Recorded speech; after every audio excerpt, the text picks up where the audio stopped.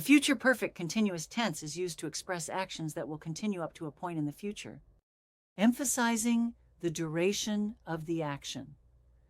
This tense is often used when talking about ongoing actions or activities that are expected to happen over a period of time in the future.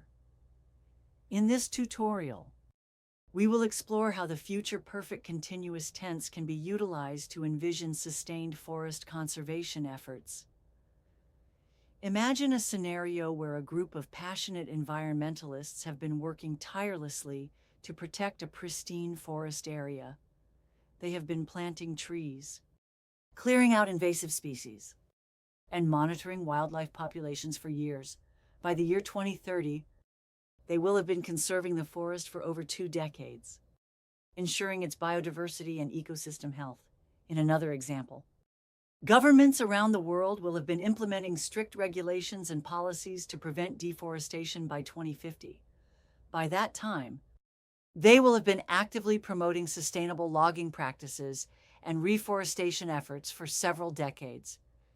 This sustained effort will have resulted in a significant decrease in global deforestation rates and the preservation of vital forest ecosystems. Furthermore, conservation organizations will have been collaborating with local communities to create sustainable livelihoods that are dependent on forest resources. By 2040, they will have been supporting ecotourism initiatives, agroforestry projects, and carbon offset programs that benefit both people and the environment.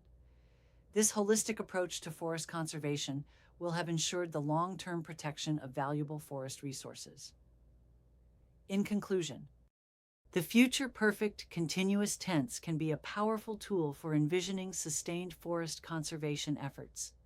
By emphasizing the ongoing nature of conservation actions and highlighting the long-term impact of these efforts, we can inspire individuals and communities to take proactive steps in protecting our precious forests for generations to come.